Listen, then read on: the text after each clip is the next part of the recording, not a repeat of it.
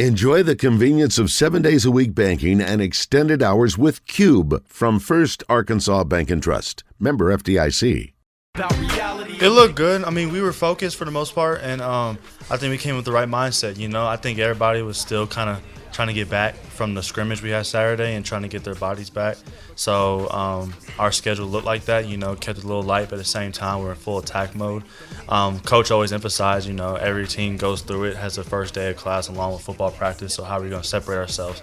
So I thought we came out and made good strides towards the upcoming first game and at the same time compete against each other. So we just got to keep it going and understand that it's going to be a grind, but, if you put your best foot forward and you have the right mindset, you can defeat anything and attack anything. So that's what we're going to do. I agree with him. Like everybody has school, you know what I'm saying? Practicing after school is a part of it. We just had long days of camp, so, we're kind of used to long days and still practicing at the end. So Coach Pittman just tried to instill in us that, some teams let this be a disadvantage or a bad thing, but we're not going to let that happen. So we just tried to go out and attack it like a regular practice. And I feel like both sides of the ball had a good day today. There you go. First day of practice went well for the Razorbacks according to Jalen Catalon and Jaquaylin Crawford. That's who you just heard from, usually, and you can write it down. Coaches will tell you first day of practice, not a good one. Distracted, lack of focus, got a lot of things going on. But Coach Pittman, give him credit, he addressed that before practice, told the guys, this is what normally happens. Let's don't let that happen to us.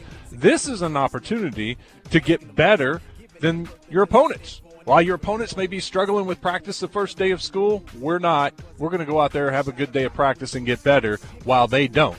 And that's what Jalen Catalon and Jaquaylin Crawford said happened yesterday. Glad you're with us. We're going to hear a lot from Sam Pittman today. We are live at the Little Rock Touchdown Club, and Coach Pittman will join us about 11:20, we're guessing. We'll have to be flexible today. It's whenever he arrives from the airport. We'll jump on here and have him ready to go. And then at 12:20ish, when he hits the podium, we will take that live for you too. So if you can't make it down here, as with all the guest speakers this year at the Little Rock Touchdown Club, thanks to our friends at Arkansas Urology, we will be bringing you that live. And it is a great guest list this year. We've been talking about that for weeks. I'm very excited, and this is a heck of a way to get it started with Coach Pittman the day after school starts at the University of Arkansas. Besides Coach Pittman today, we will have Clint Conk joining us. He will be in the studio with Christian at 10:30.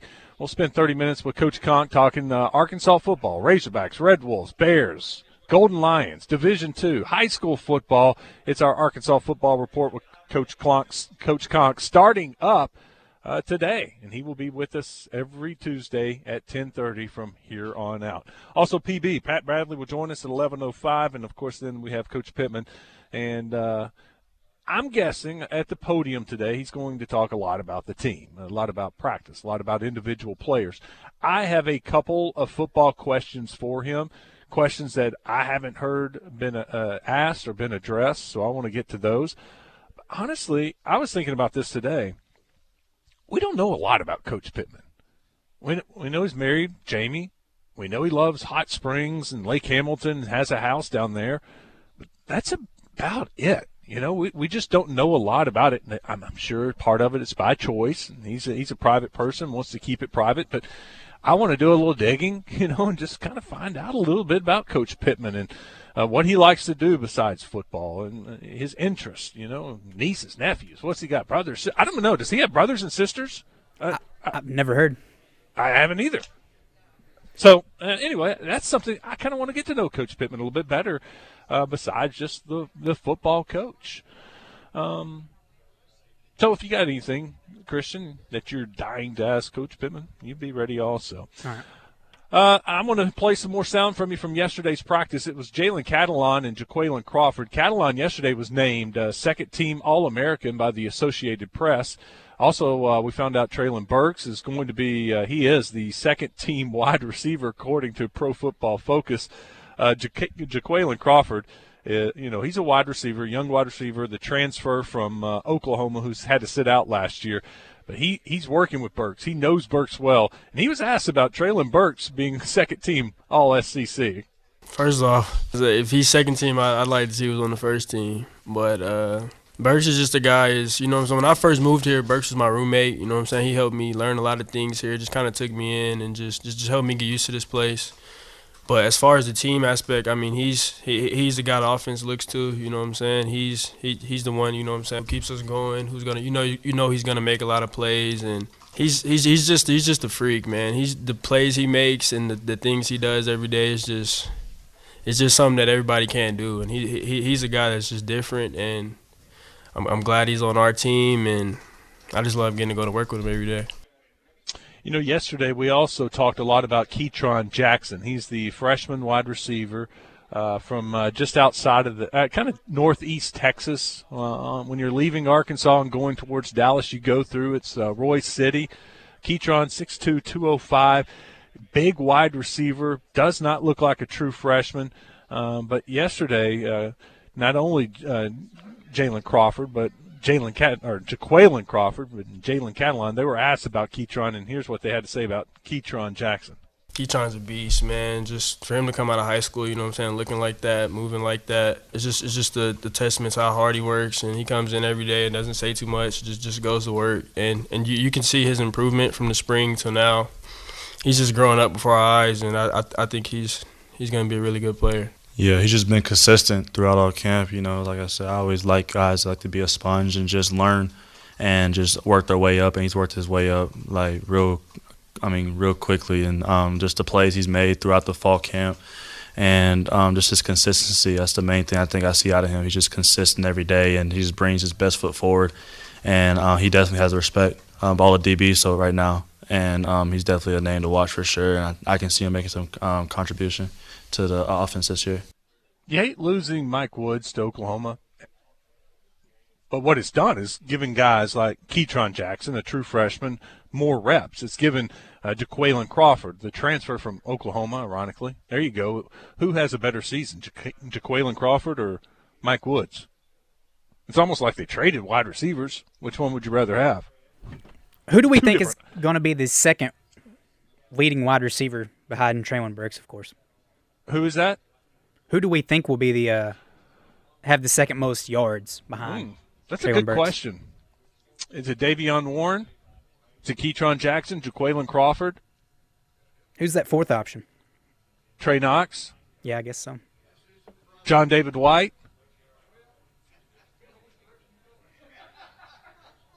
I'm scanning Catalon's brother. He's had a good camp. The wide receiver from Fayetteville that's been around for like 10 years. Morris? Oh, Tyson Morris? Yeah.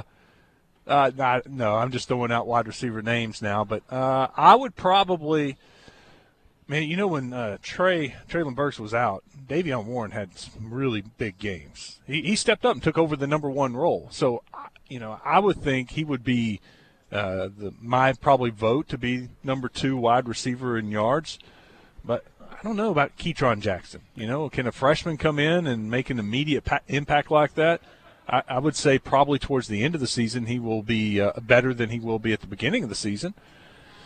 Mike Woods is gone, so that gives Trey Knox a chance, that same role. But, after what, the down year last year, I would have a hard time voting for him. It's almost like I want to see it before I vote for him. Jaquaylin Crawford, they keep talking about his speed and his route running.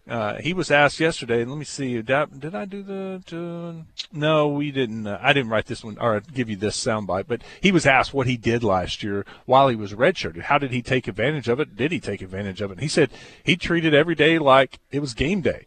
He knew he wasn't going to get to play in a game, so he treated practice as a chance to go against, as on the scout team, the Razorbacks' number one defense. And so he was really working on his route running, his speed, getting in and out of his cuts. And so I think maybe Jaquaylin Crawford's ready after sitting out a year to take advantage of that.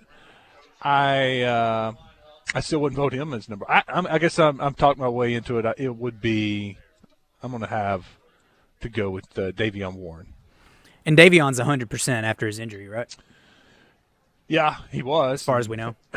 But he didn't scrimmage on Saturday. I think it's more of an opportunity to – I think he tweaked his hamstring, if I remember correctly, on Friday's practice or on Thursday's practice. So they held him out as a precaution. But Coach Pittman was pretty clear yesterday or Saturday after the scrimmage that the players who missed the scrimmage, about half of them would be back for practice yesterday, and the other half, he said, would be ready for Rice. And, unfortunately, the scary part is Traylon Burks was one of those guys. And, I believe in practice, and I want a guy at practice as much as he can, but Traylon is going to be the guy, and I'm not too concerned about Traylon Burks missing some of that practice. Is that the question of the day? Are we making that the question of the day? The wide receiver question? Yes. Yeah, we'll go ahead and do that. I like that. I think we stumbled upon that, and I like that. And of course, I want to ask him about Coach Pittman. I'll ask him about the wide receivers. And I want to find out, I'm curious, what's the deepest position on the team? Is it defensive line? Is it the secondary? I mean, we were talking about the safeties with Jalen Catalon. They love Miles Slusher. And Miles Slusher right now is their fourth safety. Because they also got Joe Fouché and Simeon Blair. And Miles Slusher is the future of that room. I think he's got a chance to be – I hate to compare him to a guy like Jalen Catalon. It's going to be a second, third, fourth, whatever round pick. But Miles Slusher has that talent too. They're deep in the defensive backfield. Offensive line, I feel like they're feeling better and better, and especially once they get everyone healthy again. And so that's going to that'll allow Ty Clary to go back to guard. Linebacker, maybe? No. I think they're only probably 5 deep at linebacker, and if you're playing, a lot of times you're only playing 2 in a game, so you're fine there. But anyway, that's another question I have on my sheet here for Coach Pittman, and I want to ask him also too about packages for the backup quarterback and see if they can't get a little speed in there sometimes. I feel like wide receiver could be a strength, but it's too much of an unknown at the moment to really say it.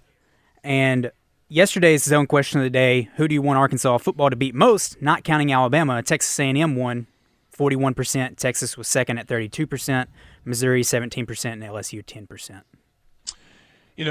I was on a national talk show not too long ago. I say national, it was Memphis, and they were asking me about the Texas game and how fired up everybody is. And I was like, oh, they are. It's going to be it has the potential to be the first sellout in a long time at Reynolds Razorback Stadium. And I said, but honestly, they've been in the SEC now long enough that I think they've developed rivalries with other teams. And in fact, I said, we discussed this on our show when there was who is it, Mr. SEC had proposals for the pods, and one of the pods was Arkansas, Texas A&M, and Oklahoma. But another pod was Arkansas, Ole Miss, Mississippi State, and LSU.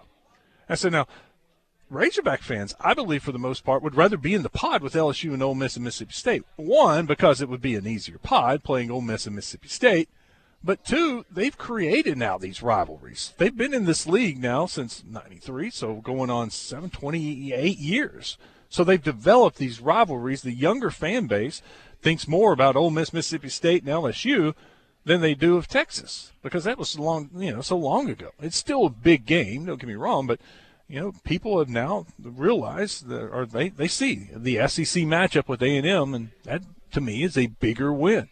Texas would be great in beating Texas, and it gets the season off to a good start, and you're hoping you're 2-0 if you can beat Texas. But I just think that at first SEC game with Texas A&M, that can make or break your season. And we've seen that. Years that Arkansas was good, that A&M game, they won that A&M game, and that means a lot. So it does not surprise me that was the winner of yesterday's poll question. I'm 25 years old. I think we've played Texas 3 times in my lifetime, so I just don't have that level of hate that a lot of people do for them. Yeah, so it'd be the Texas Bowl. Okay, we played them 4 times because we played them twice with Matt Jones, right?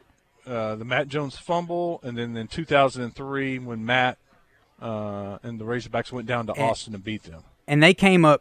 No, they played again. them one other time when Texas just blew them out. I believe. Yeah, that was I think Petrino's first year, and that was ugly. I was down in Austin for that one too, and it was over in about the third quarter. Yeah, so they played them 4 times in my lifetime. And they've played LSU every year of your life, right? Yeah, so I dislike LSU more. What year were you born? 96. Oh, okay, yeah. So they played, every single year. That makes a lot more sense we're talking about the 20s, the 30s, somethings that out there. That's their rivalry now. We can take some. I do not have the call board up. We can take some calls at 661-1037.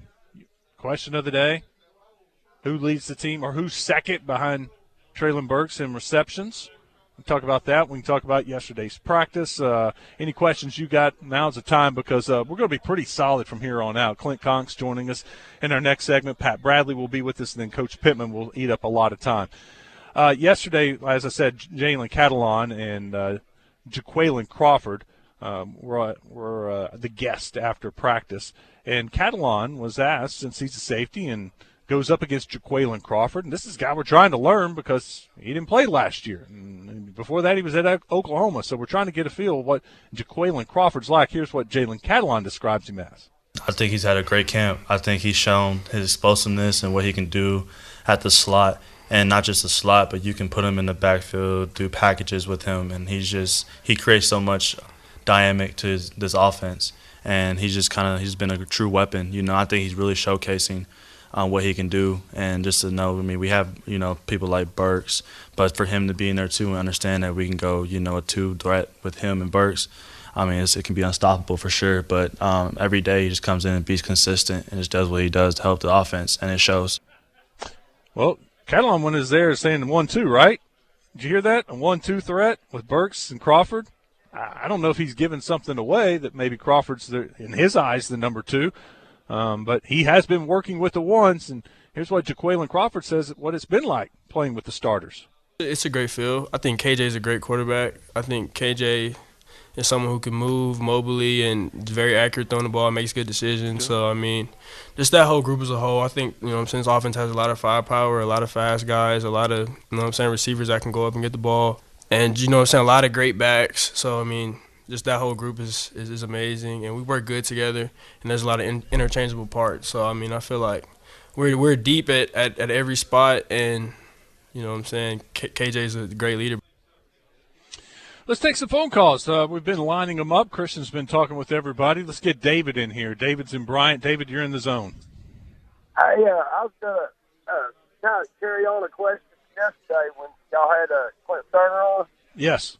He was talking about how the NFL, he don't understand how come the NFL teams don't get a backup quarterback that's similar to their star. Yeah, when I asked him about Dak and who's going to be Dak's backup. Yeah, I know what you're talking about. Yeah, okay. Well, I was just wondering about, Razorback, you got KJ Jefferson and you got Malik Horton, which are similar style quarterbacks. I just want to know if that's going to change the playbook that much if something happens to KJ and Malik comes in. Would the playbook stay the same pretty much, with the offensive line the offense wouldn't have to really do a lot of changes, just throw the same plays in that they're throwing in for KJ, or would they have to change it up a whole bunch? I wonder. That's the kind of question I wanted to ask Sam. Okay. Good, please. Yeah, I will. Thanks, David. Good idea. And I'll tell you this.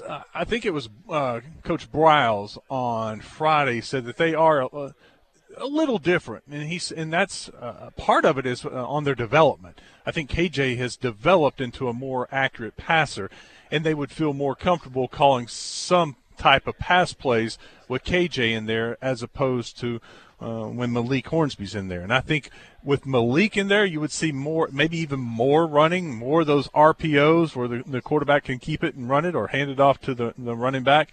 But they are similar, but then again, yet they're different. So, yeah, I'll ask Coach Pittman about that. I think that's a good question. Thanks, David. Let's go to Chris. Chris, welcome into the zone.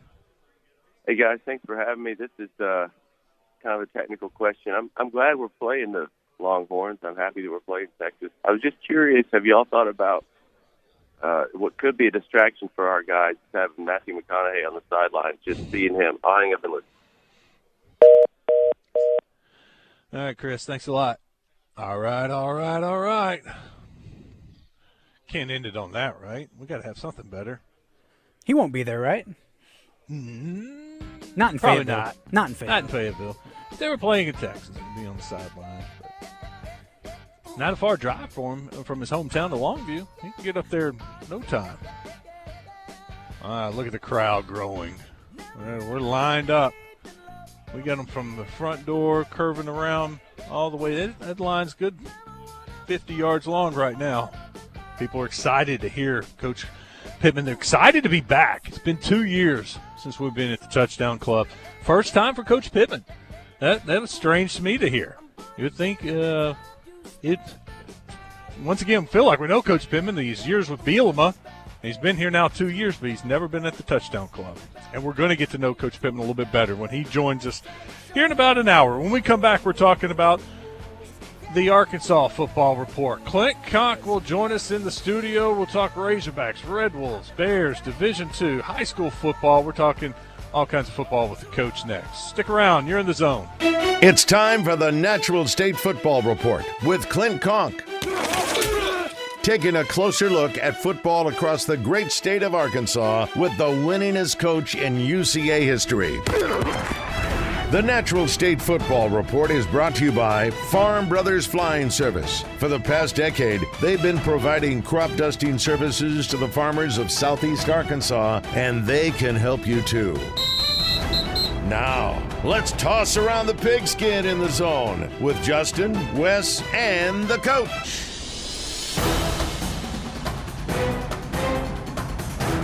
So great to have Coach Conk back.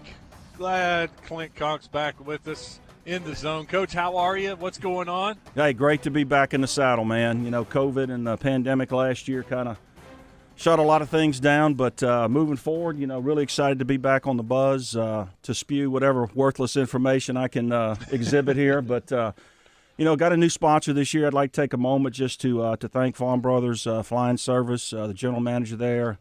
Lance Gasaway is a really good friend of mine. You know, as the commercial said, they've got 6 locations. They're the best in the business. You know, Lance is a former All-American at Arkansas Monticello. He's in their Hall of Fame. He actually, after playing, coached a little bit down at Star City with Happy Grayson, legendary coach down at Star City. And now he and his brother are farmers and their sons. And then, of course, he manages the flying service. And they're absolutely the best in the business when it comes to crop dusting and herbicides, insecticides, you know, just all that. So encourage all of our agricultural friends down in Southeast Arkansas to give Farm Brothers a try.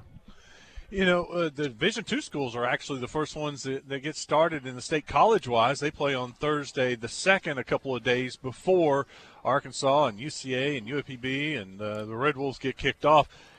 In your mind, is it OBU again, the defending champs? This is a weird deal. Like you missing the zone, they missed all of fall too. They haven't played a football game in 2 years. That's just crazy to think that they had to go a whole year sitting out. Is OBU still the team to beat? Yeah, I think so. You know, Coach Knight's been there for 20-plus years, done a fantastic job. I think they're a top 15 team preseason. They've got a lot of super seniors back. That word will be tossed around a little bit today as it is on other shows. But, Harding's right there. I look for Henderson State to make a bounce back. They're experienced a lot, again, of senior class, super senior class. I think those three are probably a little bit of separation. Of course, they got to play the game. But you've got UAM and Arkansas Tech and Southern Arkansas, and then, kind of followed by the Oklahoma schools. But OBU, Harding, and Henderson seem to be the heavyweights of the division going into the season, as you said, in about 9 days now. And then UAM, they've got a quality quarterback, just a tremendous specimen of an athlete out of Rivercrest High School. And I know Coach Jackson's probably chomping at the bit to get going. All those guys are. I mean, Coach Maxfield. I mean, they're all, a lot of meetings and practice and walkthroughs, and, of course, they got the season, taken away. So it's exciting to see those guys get going as well. Coach, can you imagine just practicing for basically 2 years and not playing a game, what that would be like? You know, I had a long conversation with Nathan Brown, the head coach at the University of Central Arkansas this spring, and just the challenges. And, you know, I turned 60 this summer. I put my 35 years in. I've kind of removed myself from all that. But, you know, dealing with the pandemic, practice, no practice, games, no games, games suspended. UCA had their last game against Louisiana Lafayette, you know, canceled. Dealing with the transfer portal, COVID testing, you know, image and likeness now. There's just so many challenges out there. Then, of course, right before the season started last year, Division II canceled their season. So it's just a lot of challenges that the players have, but certainly the coaching staffs and administrations have had to endure this last year. And I probably will have some issues this year too. And, you know, I think it's going to be week to week as you go through this season at all levels of football. Got Clint Conk with us for the Natural State Football Report. He'll be joining us every Tuesday at 10:30 here in the Zone. Coach, let's go to the Red Wolves. Butch Jones, year one, and it sounds like there's a battle. You know, I kind of assume Lane Hatcher's the guy, right? You know, right. But then you got the Florida State transfer coming in, and it sounds like there's a nice little battle going on up there. Yeah, you know, I think it's good and it's healthy to have competition at every position, and certainly, you know, the quarterback position is centric, and most teams that have success have a quality quarterback. You can look throughout all levels of football and see that. Obviously, Lane, a local product here, has established himself in Jonesboro, but James Blackman, the transfer from Florida State, has a lot of high-level, you know, playing experience down in the ACC, and some good, some bad, but he gets a fresh start there with Butch Jones. And, of course, Coach Jones has changed everything, coaching staff, philosophy. I'm sure schematically a lot of things have changed. But the thing you don't know about that football team is I think he went heavy into the transfer portal. And, you know, news out of Jonesboro kind of trickles out prior to the season. And I know they open up with UCA that first weekend, so they're kind of both sides of the football are going to be a little bit of a mystery for UCA when they play. But, you know, I look for them to be highly competitive. Again, you've got two good quarterbacks. You know, you lost some talent at wide receiver, but they feel like they've restocked. I think on the back end of the defense is where they've really got to prove themselves because they gave up a lot of big plays. They've got some new faces there. But what you don't know is what came out of the transfer portal and how that's meshing in with the football team up in Jonesboro. What do you think of the transfer portal? Because we were discussing this earlier. Arkansas's got taking advantage of it. They got three defensive linemen that could start, all of them transfers. Offensive line has a couple of transfers. We were just talking about Jaquaylin Crawford, a wide receiver transferred from Oklahoma. They got one that transferred from Florida State. Punter, right. Kicker. I mean, you go down, the secondary has a transfer from Penn State. They're all over the running back is a transfer from Arizona State. And there's still about 800 in the portal right now that don't have a place to go. So from the outside looking in, and again, this was all kind of emerging when I got out in 2018, but it was set up to give the players the flexibility to move from, you know, they talk about coaches moving and so forth. So I get that, and I'm good with that. But it was more for the abstract of it was to have programs fill specific needs. Well, what you're finding now is that a lot of programs are taking 10, 15 of these transfers to create competition and so forth, and that's great. But what it's really hurt is the high school recruiting. Mm-hmm. It's really hurt the high school recruiting. Just a quick story. There was a running back in southeast Arkansas that I had a chance to watch over the last several years that I thought was a borderline SEC school type talent, definitely an American Conference, big, a type of really talented young man, and he fell to an FCS school. And I thought he was an FBS type talent. And he's going to a really good place. But the point being, in a normal year where you sign 22 high school kids and 3 transfers, that young man might have had a chance to go to an FBS school. He's at an FCS school. Hopefully he has a great career. He's at a great place. But I think it's really hurt high school recruiting. Alabama took one in the transfer portal, the linebacker from Tennessee, I believe. So they filled a specific need because of graduation. A lot of these coaches I know Louisiana Monroe, Terry Bowden, who was I was on his staff for 3 years at Samford. I think they took upwards of 18 in the transfer portal to try to rebuild that program at Monroe. So there's a double-edged sword to it. I'm still of the old school. You believe you bring a young man in, if he can play as a freshman, great, but, he's got 4 to 5 years in your program, and when he leaves, you've got something filled behind it. But the NCAA, I think, has recognized that the transfer portal is an issue, particularly with the super seniors, and that, you're going to see bigger senior classes this year, that they may have to move the number from 25 to 30 maybe, and then so many of those have to be high school kids, and only so many can be transfers. It's a mess, to be honest with you. Well, Coach, we were talking about this yesterday. Christian and I were. Think about the possibility of 6-year seniors now. Oh, absolutely. Because of the red shirt, now the COVID year, and we're talking about KJ Jefferson because he's technically a redshirt sophomore. Well, he could play 3 more years. Well, what about Malik Hornsby, who's sitting behind him as a redshirt freshman? Well, and down the road at Central Arkansas, Braylon Smith could be a 6-year player. And I offered him a scholarship in his sophomore year. That guy's been in my mind. He's been inside my head for like 10 years now. And if you can get these kids to stay, it obviously strengthens those positions. But, again, it does hurt recruiting behind it. And, I just think it's such a very player personnel and rosters is a tremendous challenge right now, particularly at the Division I level. Clint Conk with us. He'll be with us every Tuesday at 10:30, talking natural state football. And I want to go to UCA. We just discussed Braylon Smith, top 15 in a lot of the FCS polls. They have a great schedule. They're going to be tested early. You got Sam Houston coming in, of course, starting with Arkansas State. I think they returned basically every big-time player they had except for the cornerback, who's now trying to make the Chargers team right now.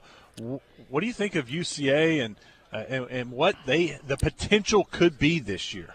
Well, I think Coach Brown's done a wonderful job. He and his staff, the leadership there, getting through. They were the first team to play last year, getting through the COVID year in the fall. They went through a traditional off season and spring practice, whereas Sam Houston went through a spring campaign. Of course, they're the reigning national champions, a program that I'm very familiar with. But I think Coach Brown and his staff are very excited. They should be. I think their offensive line, for the most part, returns intact. We mentioned Braylon Smith.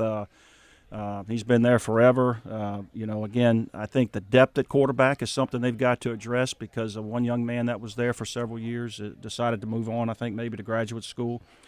And this is a brash statement, but I think Tyler Hudson and the Winningham young man, the 2 receivers they have, they're both 6'3", 6'4". I think, obviously, FCS All-American players, NFL players. I think there's 2 good receivers there in the state of Arkansas, proven. And that's a brash. Look, I love Traylon Burks. I think he's the best, but Tyler Hudson and Winningham, I think, are the 2 best combo guys on one football team in the state of Arkansas, and they've proven that their entire career there. Defensively, I think they're big and strong. They need to be, a tough schedule. I think Bobby Petrino, they got Missouri State. That was a battle last year. Eastern Kentucky. They've just got a tough schedule. But the upside, when you have a guy like a Logan Jessup from Wynn, who I think is another All-American type of defensive player that they have, I think if they can maneuver that schedule and get through it and stay healthy, the sky's the limit for that program this year. Love that they're playing A-State and UAPB. That will be a lot of fun. And then we're going to get to see really how good they are. They have a great test against Sam Houston State early in what a month of September for these guys. Yeah. You're going to be tested and learn a lot about your football team in the month of September. And maybe that gives you a chance to fix any problems you have and be rolling by the time November and the playoffs start. Well, I know there'll be a big focus on that September 4th or 5th game there in Jonesboro. There'll be a big crowd. It'll be Butch Jones' first game, and UCA's gone up there and had some success and been competitive in the years that they didn't win, and I know that they won't shy from that opportunity. But you're right.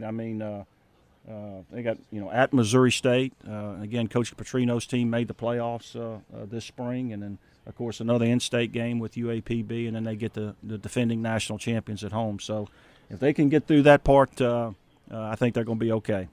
That's Clint Conk joining us. Thanks to our friends from Farm Brothers Flying Service. We'll take a break. When we come back, much more with Coach Conk. We'll hit on the Razorbacks. We'll talk a little high school football with him. The Salt Bowl is Saturday. We got a big game on our Fearless Friday game of the week Thursday night, Maumelle and Sylvan Hills. You can watch that on KARZ. And then Friday night, 0 week. Football is here.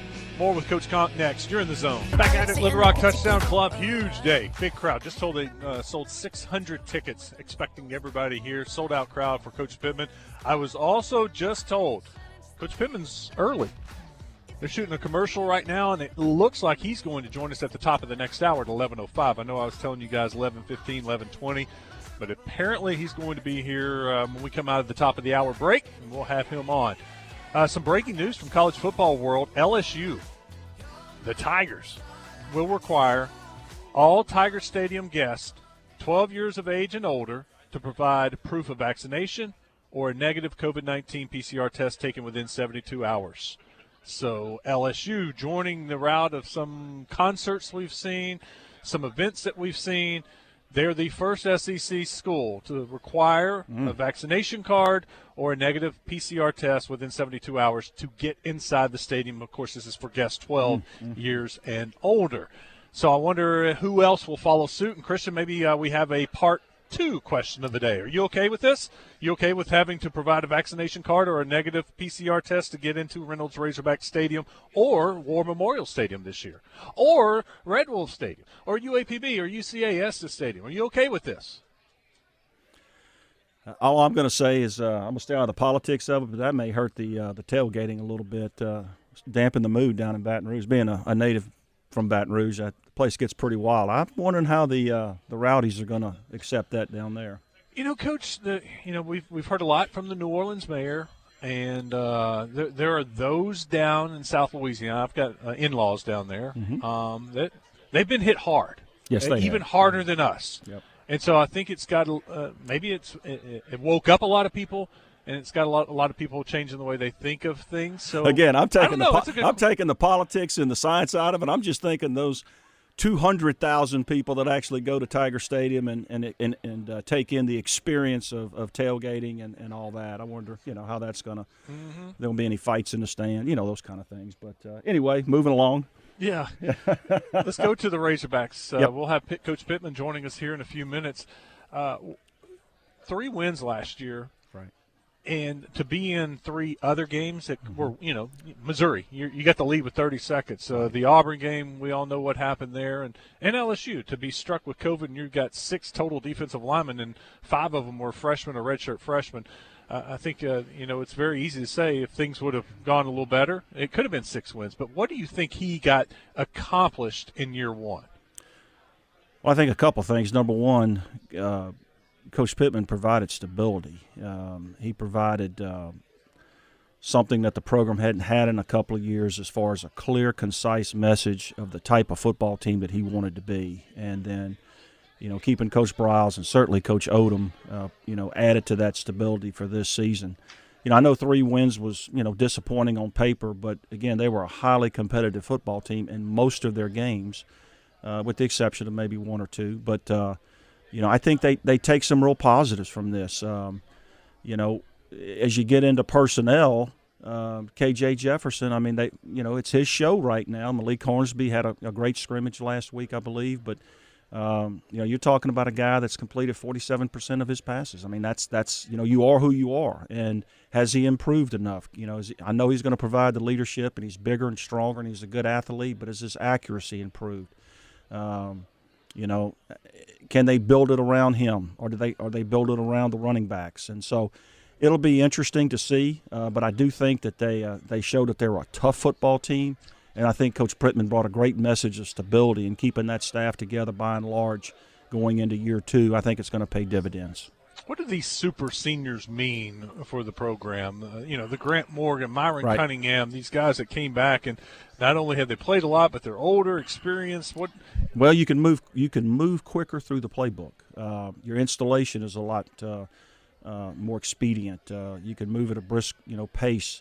When you're a new staff and you're dealing with younger players, you have to go through that thing methodically, and then you have to go back through it again during camp. The fact that you do have a lot of super seniors and seniors coming back, a lot of experience. I don't know the number of lettermen, but you've got a lot of starters, a lot of lettermen, a lot of maturity. And I used to say this all the time. There's a big difference between an 18-year-old and a 23, 24-year-old grown man. And you're going to see a bunch of 23 and 24-year-olds in Fayetteville this year. Yeah, I saw a picture of Grant Morgan, and as good as he played last year, I mean, he's even bigger. He had like 15 pounds, and that's another thing. That's the offensive line gained a lot of weight. They've gone from the 285, 290 under Chad Morris to now they're all 315 or bigger, and they needed to. That's right. But I mean, Joe Fouché, he's a safety, a starting safety. Mm-hmm. He played around 187 last year, and he said he's 215. Right. I didn't recognize him at the interview the other day. His shoulders and arms were so much bigger. How much does size matter in football? Oh, incredible! I mean, size, strength, and speed, and you got to be able to get from point A to point B, and you got to get there in a violent, physical way, and. Having the opportunity to go through a traditional season with all the challenges that we talked about earlier that everybody went through, but then having a true off season, a true spring practice, a true summer program is going to pay dividends for Arkansas. And again, going back to that stability factor, by and large, with the exception of maybe one coach, maybe two, you've got everybody back in the program. So it's the same message, it's the same terminology, the same nomenclature to the same kids. And then you can move along your program quicker, having that maturity in your program. And again, what their strength staff did, and this summer and this spring, they needed to get bigger and stronger, and they did. So hopefully it'll start paying dividends when they open up against Rice in about 10 or 11 days. Coach, I asked you that, but it was a silly question. I know size matters, but it just baffles me that they had to tell the guys or change whatever they were doing to get bigger and faster. I mean, you're in the SEC. Don't you need to be as big and as strong as you need to be? Different philosophies, Coach Morris had a different philosophy. He wanted leaner, whatever players. And, obviously Coach Pittman's been doing this a long time. He wanted big, strong, physical players. Hey, before we get off now, high school football, Salt Bowl this weekend. Game of the week this week. A lot of high school football in the state. Get out, and it's going to be hot, but get out and watch these young kids. It's an exciting time to be a fan of football in the state of Arkansas. Coach, thank you so much. Have a great week. We'll talk to you next Tuesday. I appreciate it. Thanks. It's Clint Conk. Coming up next, Sam Pittman in hour number 2. You are in the zone.